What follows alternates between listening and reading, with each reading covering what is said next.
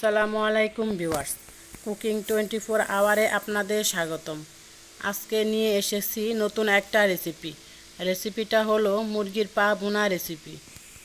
চলুন গাইস, দেরি না করে দেখে আসি কিভাবে মুরগির পা ভুনা রেসিপিটা খুব অল্প সময়ে তাড়াতাড়ি ভালো করে বানাতে হয়। তো প্রথমে মুরগির পা ভুনা করার জন্য আমি নিয়েছি হাফ কেজি মুরগির পা। এখন দিয়ে দিব কড়াইতে পরিমাণ মতো তেল। তেলটা গরম হয়ে গেলে দিয়ে দিচ্ছি দুটো এলাচ, কিছু দালচিনি ও দুটো তেজপাতা। মশলাটাকে ভালো করে ভেজে দিয়ে দেব 1 কাপ পরিমাণ পেঁয়াজ বাটা। পেঁয়াজটা ভালোভাবে ভেজে দিয়ে দেব পরিমাণ মতো আদা ও রসুন বাটা। দিয়ে দেব পরিমাণ মতো কাঁচামরিচ বাটা।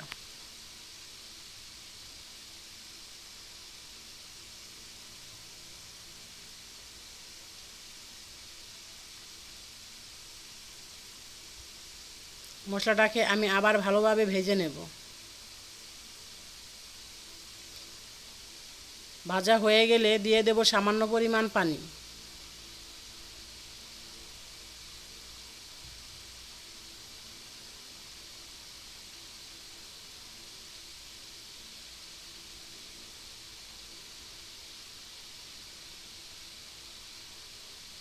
দিয়ে দেব পরিমাণ মতো শুকনা মরিচের গুঁড়া।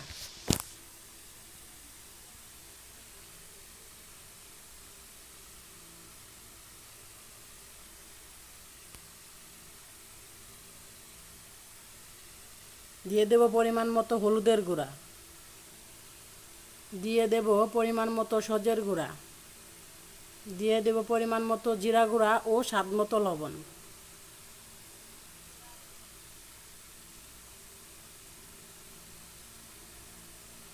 এখন মশলাটাকে ভালোভাবে নেড়েচেড়ে কষিয়ে নেব।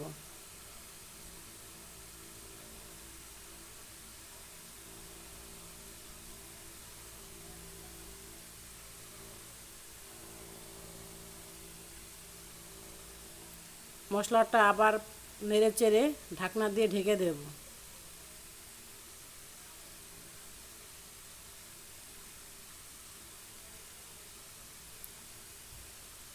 মশলাটা আমার কষানো শেষ হয়ে গিয়েছে। এখন দিয়ে দেব মুরগির পা।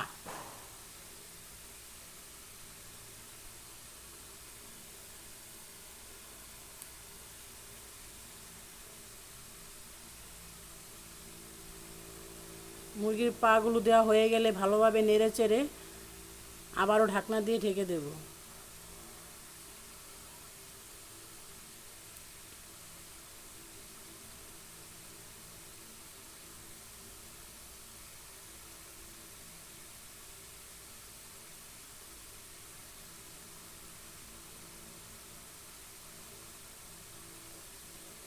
প্রায় মুরগির পাগুলো আমার কষানো হয়ে গিয়েছে।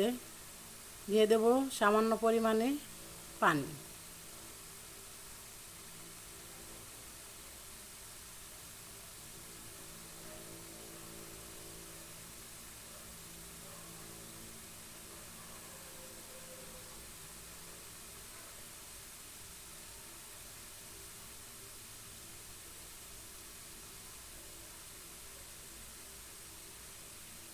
যেহেতু আমি ভুনা রেসিপি করব, সেজন্যই পানির পরিমাণ বেশি দিব না, খুব অল্প পরিমাণে পানি দিব।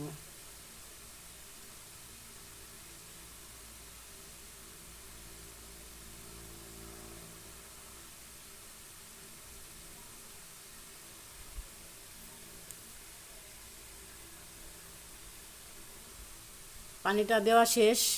এবারও নেড়েচেড়ে ঢাকনা দিয়ে ঢেকে দেব।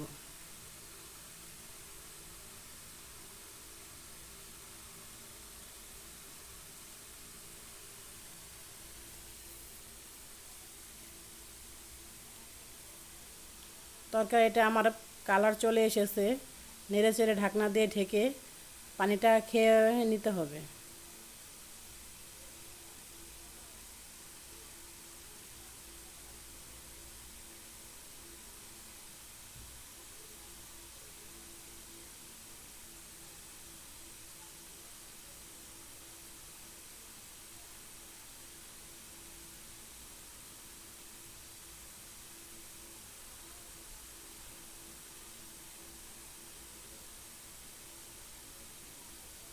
পানিটা আমার প্রায় কমে এসেছে।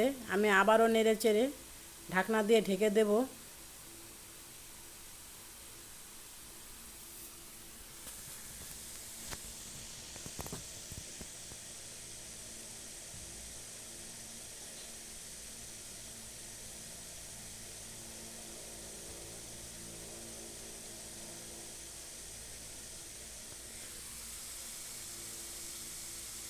পানিটা প্রায় কমে গিয়েছে। নেড়ে চেড়ে ভালোভাবে ঢেকে দিব আবারও।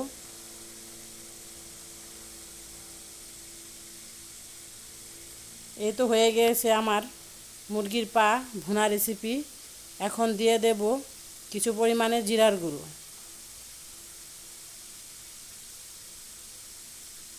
তো জিরার গুঁড়ো দেওয়ার পর আমি আবারও নেড়ে চেড়ে ঢাকনা দিয়ে ঢেকে কিছুক্ষণ জাল করে নামিয়ে নিলে হয়ে যাবে মুরগির পা ভুনা রেসিপি। তো আমার পাশে থাকার জন্য আপনাদের সবাইকে ধন্যবাদ। আল্লাহ হাফেজ।